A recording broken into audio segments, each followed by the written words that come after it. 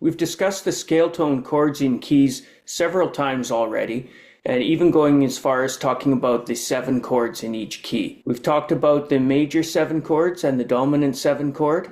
As we know, the 1, 4, and 5 are major in a key. Let's pick the key of D for today. So D is a major chord. Its 4 chord is G, also major. 5 chord is A, also major. The minor chords then are the 2, E minor, F sharp minor is the 3, and the relative minor is the B minor, the 6. On the 1 and the 4, we found we could have major 7s. The 1 chord has a 7th note 11 frets above, or 11 semitones, or 1 semitone below the root. So you take the D, lower it 1 semitone to a C sharp, and you get a D major 7. That C sharp is the 7 of the scale. It's the major 7 in the scale, and it's the major 7 on the D major 7 chord. In this key, G is the 4, and its 7 is F sharp, also a semitone below it, or 11 semitones above. So if you took G and added the F that's available in that key, which is F sharp,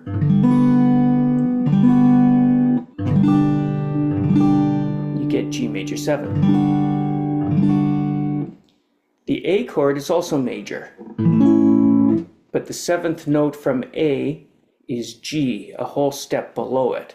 So it's a dominant 7 chord. It's a major triad, but the 7 is flatted or minor 7 compared to the A. So you have a G natural in it. So that was the explanation and construction of our major 7 and dominant 7 chords in the key. The 2, the 3, and the 6 are all minor triads. We had E minor, F sharp minor, and B minor. When they get their 7s, they're also minor 7s. So E minor 7. A minor 7 is a whole step below the root of that chord, just as in the dominant 7. So if we have an E chord, we're going to have a minor chord, and D is its 7, a whole step below. If we have an F sharp minor chord, E is its 7, a whole step below. And if we have a B minor chord, A is its 7, a whole step below. So the minor chord has a minor 7. E minors have D's, the minor 7. F sharp minor has E, a minor 7. And B minor has A, a minor 7. Your triads are either 1, 3, and 5 or 1 minor 3 and 5. The perfect fifth in these chords is 7 frets above the root. On a D chord, the perfect fifth is the A. In between there was the third, the F sharp. It's 4 frets above the root.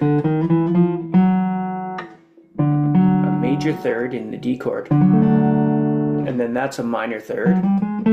3 frets to the A. Major third, minor third to the A, and then a major third from the A to the C sharp, another 4 frets.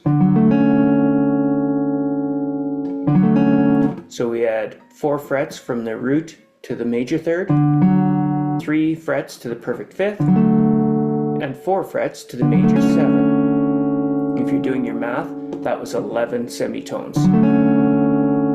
A minor chord has that perfect fifth again. I'll do it on E here.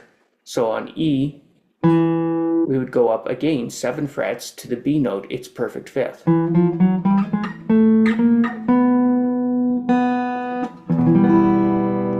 But in between E and B is the minor third. The G note of the E minor chord is only a step and a half or 3 semitones above E. Therefore, it's now 4 semitones from the 5. So the minor third is closer to the root than a major third is. It's only 3 semitones, thus putting it 4 semitones from the fifth. The distance to the 5 is still 7 semitones. So from E to G, 3 semitones. From G to B, 4 semitones. A total of 7. The D note then is 3 frets above the B. It's the minor 7 of the chord, so we've got 3 frets from the E to the G, the minor third, 4 frets from the G to the B, and then 3 frets from the perfect fifth to the minor 7. That's a total of 10. We've got a minor 7 on those chords. C sharp diminished has C sharp, E, and G. That's the triad, and if we want C sharp half diminished 7 with the open B note in it, we can do that. That's also C sharp minor 7 flat 5. So that's what I've represented here. The major chord has 2 whole steps to get to the third, that's 4 semitones, and then from the third to the fifth is a half step and a whole step, 3 semitones. On the major 1, we have 2 whole steps to the third, and then a half and a whole to the fifth. On the major 4, we have 2 whole steps to its third, and then a whole and a half. The order is different there. We had a half step first and a whole step from the 3 to the 5 in the 1 chord. We have the whole to the half from the 3 to the 5 in the 4 chord.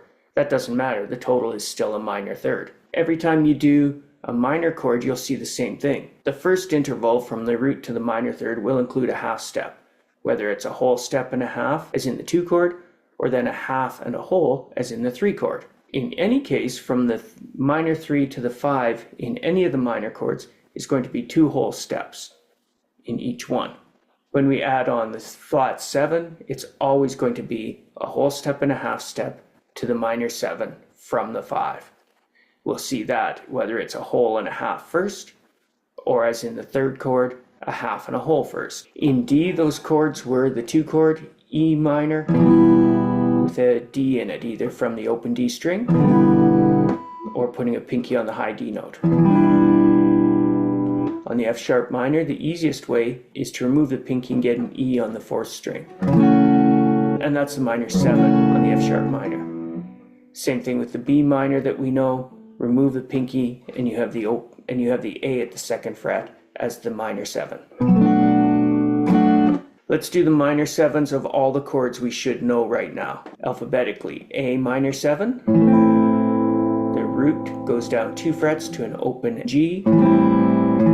There's one version of A minor 7, or we could add the G on the 1st string, 3rd fret with the pinky, also an A minor 7. If we have a G minor chord, we can add an F to it, 6th fret on the 2nd string, or we could lower this root to the F on the 3rd fret of the 4th string. We can do that in a big bar form too. I don't know why I went backward to G instead of forward to B. I'll do the B now. We've already seen it. Remove the pinky for the A on the 2nd fret. C minor would look exactly the same, up a fret, as would our C sharp minor. We could do another C sharp minor. D major 7 has a C sharp in it. D7 has a C natural. D minor with the F natural also has a C natural, so it's F, C, A, and the open D. We've seen the E minor several times. We've seen the F sharp minor several times already. F minor 7, F minor and F minor 7 would just be a fret lower than F sharp. You could take this F, make it minor by lowering the A into the bar, making it minor 7 by lowering the F to an E flat. And that brings us to G, which would look exactly like the F sharps and Fs. You could take a G, turn it into minor, lower it to minor 7, or add the minor 7 with the F, or do it as a bar chord. So those are your minor 7 chords. They are 2, 3, and 6 as diatonic chords in the key. We've talked about the minor 7 flat 5 and the diminished chords as well previously. We'll touch on them another time, but that's your entire key then. In 7 chords, D major 7, E minor 7, F sharp minor 7,